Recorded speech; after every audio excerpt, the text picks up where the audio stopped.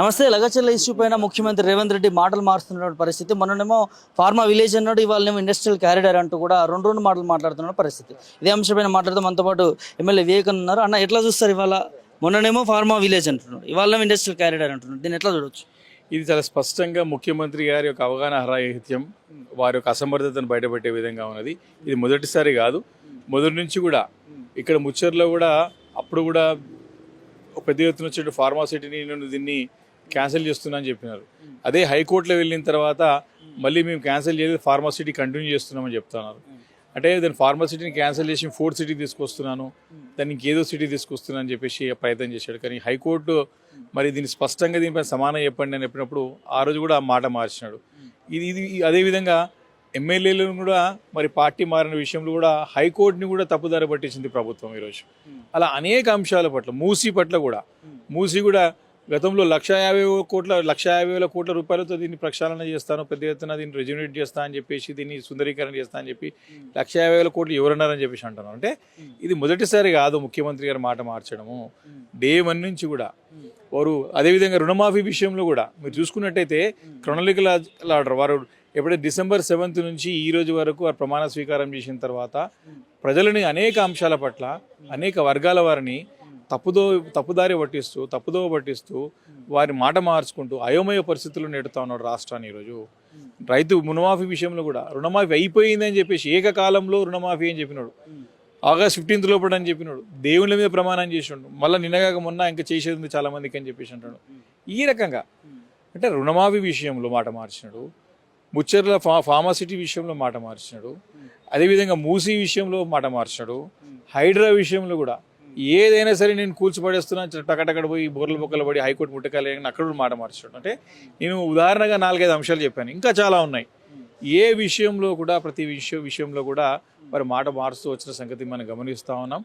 తెలంగాణ రాష్ట్రాన్ని ఈరోజు అయోమయ పరిస్థితులకు నెట్టి ఈరోజు అభివృద్ధికి ఆటంకాలు కలిగించి ఈరోజు పరిపాలన చేతగాక వారికి అసమర్థత బయటపడుతూ ఉంటే మరి ఆ అసమర్థతని కాపాడడానికి, పక్కదారి పట్టించడానికి, ప్రజల యొక్క మైండ్ డైవర్ట్ చేయడానికి, దృష్టి మళ్లించడానికి వారి యొక్క మాటలు చూస్తూ ఉన్నాం. ఈరోజు దుర్భాషలు ఆడడం, ఒక బజారు భాష వాడడం, మరి అటు అంటే ఒక ముఖ్యమంత్రి హోదాలో ఉన్నటువంటి ఒక నాయకుడు ఎవరైనా సరే ఎంత హుందా ఉండాల్సిన అవసరం ఉన్నది, అవన్నీ కూడా మర్చిపోయి దుర్భాషలు ఆడడము, బజారు భాష మాట్లాడడము, తిట్టిపాడేయము.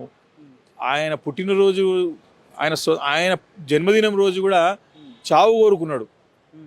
అంటే ఆయన మానసిక పరిస్థితి ఏ రకంగా ఉందో స్పష్టంగా అర్థమవుతాం అనేది. వారికి పరిపాలన పైన ఎలాంటి గ్రిప్ అనేది రాలేదు, ఇంకా కూడా సంవత్సరం కావస్తూ ఉంది. మరి అవన్నీ కూడా కప్పిపుచ్చుకోవడానికి ఈ రకమైన ప్రయత్నాలు, మరి మాట మార్చడాలు ఒకటి కాదు, 2 కాదు, నేను ఇప్పుడు 10-12 ఎగ్జాంపుల్స్ చెప్పగలుగుతాం. కాబట్టి ఇలాంటి ఒక అసమర్థుడి చేతిలో రాష్ట్రం పోయింది. ప్రజలు ఇప్పటికే బాధపడుతూ ఉన్నారు.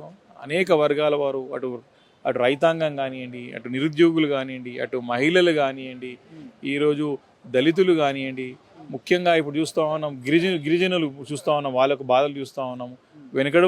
వెనుకబడిన తరగతులు మనకి కులగణన అని చెప్పేసి అది కూడా ఫెయిలియర్. ఈరోజు అన్ని అంశాల్లో అన్నీ కూడా ఈరోజు ఏమంటారంటే తిరోగమనం అంటారు కదా, అన్నీ కూడా ఆయనకి రివర్స్ అవుతూ ఉన్నాయి. ఆయన అయోమయంలో ఉన్నాడు ముఖ్యమంత్రి రేవంత్ రెడ్డి గారు. పరిపాలన చేతగాక ఈరోజు తిట్ల పురాణం అందుకుంటా ఉన్నాడు, అది మాత్రం స్పష్టంగా అర్థమవుతా ఉన్నాడు. లగచర్ల రైతులకు సంబంధించి అక్కడ ఎలాంటి సమస్యలు, నా నియోజకవర్గ రైతులను నేను బాధ పెడతానంటూ కూడా మాట్లాడుతున్నా. అసలు లగచర్లలో ఎలాంటి ఇష్యూ లేదని, నిజంగానే వారికి చిత్తశుద్ధి ఉంటే, వాళ్ళ ప్రజల పట్ల ఆయనకు ప్రేమ ఉంటే ఈ సమస్య వచ్చేది కాదు కదా. మరి నిజంగానే సొంత నియోజకవర్గ ప్రజలు అంటే సొంత నియోజకవర్గ ప్రజలకు ఎవరైనా టైం ఇస్తారు కదా, పిలుచుకొని మాట్లాడి మీకు ఏం కావాలా, మీకు ఏం కాకుండా చూసుకుని బాధ్యత నాదని చెప్పి వారికి ధైర్యాన్ని ఇచ్చి, వారి భరోసాని ఇచ్చి ఈ సమస్య రాకుండా చూసుకునే 9 నెలల నుండి వారు టైం అడిగితే టైం ఇలేని పరిస్థితి. ఈరోజు ముఖ్యమంత్రి హోదాకి అక్కడ కొడంగల్ నుంచి ప్రాతినిధ్యం వహిస్తున్నటువంటి శాసనసభ్యుడిగా ఉన్న రేవంత్ రెడ్డి గారు ముఖ్యమంత్రిగా ఉన్నాడు. కాబట్టి అక్కడ ప్రజలు 9 నెలల నుంచి వారు సమయం అడుగుతూ ఉన్నారు, మాకు అన్యాయం జరుగుతూ ఉంది, మా భూములు లాక్కుంటా ఉన్నారు. నోటిఫికేషన్ వచ్చింది, అఫీషియల్గా గెజెట్ నోటిఫికేషన్లో ఫార్మా విలేజ్ అని వచ్చింది. ఈరోజు మాట మార్చి మళ్ళీ ఆయన చెప్తా ఉన్నాడు ఇది ఇండస్ట్రియల్ కారిడార్ అని చెప్పేసి. అదే విషయం వాళ్ళకి చెప్పొచ్చు కదా, వాళ్ళు పిలుచుకొని మాట్లాడొచ్చు కదా, అక్కడ వారి స్థానిక పార్టీ నాయకులతో మాట్లాడొచ్చు కదా. ఆ దాడి చేసిందే కాంగ్రెస్ పార్టీ నాయకులు, కార్యకర్తలు స్పష్టంగా బయటపడుతూ ఉంది కదా. కాబట్టి ఈరోజు వారు ప్రతి అంశంలో, ప్రతి విషయంలో వారు పూర్తిగా విఫలమవుతూ ఉన్నారు. వారి యొక్క విఫలం అనేది స్పష్టంగా కళ్ళకు కట్టొచ్చినట్టు కనపడతా ఉంది. కాబట్టి రాష్ట్ర ప్రజలు ఇప్పటికే అర్థం చేసుకున్నారు. వారికి 10 నెలల్లోనే వారికి పూర్తి వ్యతిరేకత వారిపైన ఏర్పడ్డది. మరి దాన్ని ఏ రకంగా ఓవర్కమ్ అవుతాడో దానికి సరైన ప్రణాళికలు లేవు, ఒక టీం వర్క్ లేదు. 8 మంది మంత్రులు ఇంకా ఖాళీ ఉన్నది, వాటిని ఫిలప్ చేసేది అవసరం ఉంది, అది చేయలేదు.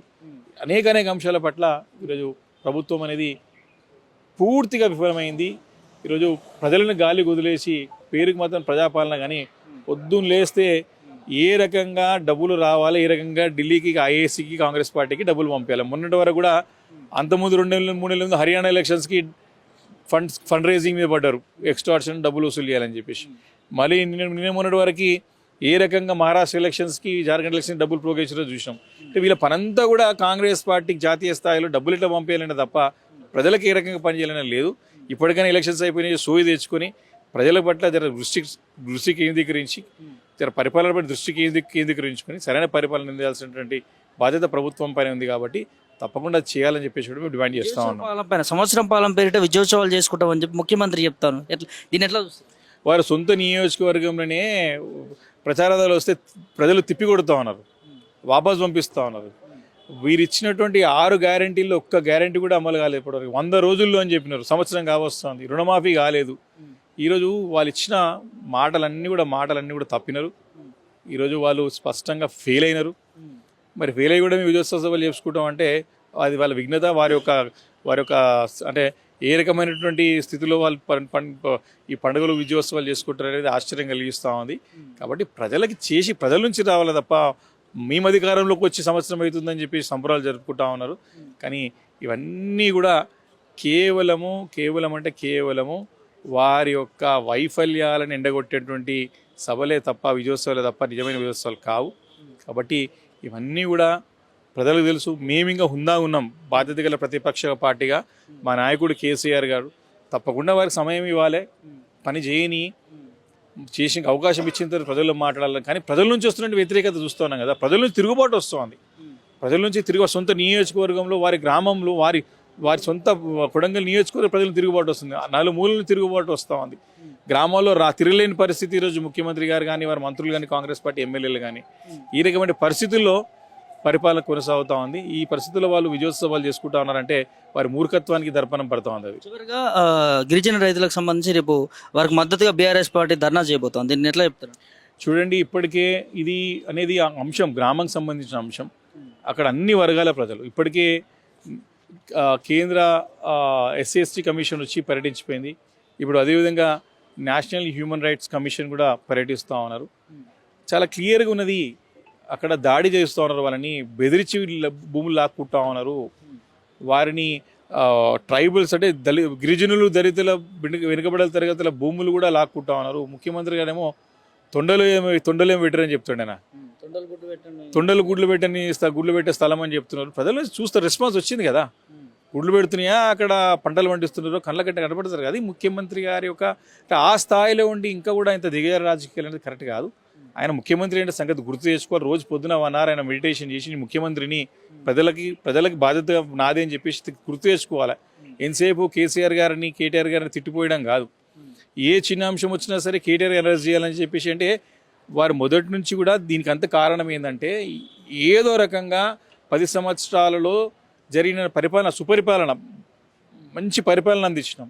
వీరి అన్ని తప్పులను ఎత్తి చూపే ప్రయత్నంలో భాగంగానే ఈ రకంగా పప్పులో కాలేస్తూ ఉన్నాయి. కాబట్టి ఆయన దృష్టి కేంద్రీకరించి, ప్రజల పట్ల దృష్టి కేంద్రీకరిస్తే సమస్యకు పరిష్కారం వస్తుంది తప్ప గతంలో చేసినవన్నీ కూడా ఆయన అన్నది ఆనవాళ్ళు లేకుండా చేస్తా కేసీఆర్ గారు అని చెప్పేసి. కాబట్టి ఇప్పుడు మొన్న కూడా మొక్కనైనా మూలు ఏంటంటే వృక్షమైన తర్వాత నువ్వు మొక్కేదని ఆయనకి అది చాలా ఆశ్చర్యం కలిగిస్తుంది. ముఖ్యమంత్రి గారి మాటలు చూస్తూ ఉంటే గతంలో కూడా ఏ ముఖ్యమంత్రి కూడా ఈ రకంగా వ్యవహరించలేదు. యావత్ భారతదేశంలో ఇలాంటి ముఖ్యమంత్రి ఎక్కడ లేకుండొచ్చు. దురదృష్టం తెలంగాణ రాష్ట్రానికి ఇలాంటి ముఖ్యమంత్రి దొరికిన ప్రజలకి, మనందరికీ కూడా. కాబట్టి ఏ పొజిషన్లో సరే గతంలో మంచి యోధులు ముఖ్యమంత్రులుగా చేసినారు. అందరు ప్రజలకు ఏం కావాలో చేసినారు, అందరు కలుపుకొని పోయారు, ప్రజాస్వామ్య పద్ధతిలో పోయినారు, హుందాగా ఉన్నారు. ఈ రకమైన దుస్థితి అనేది మాత్రం చాలా దారుణం. ఇదంతా బాధాకరమైన విషయం. మన కర్మ తప్పదు ఇక మనకి.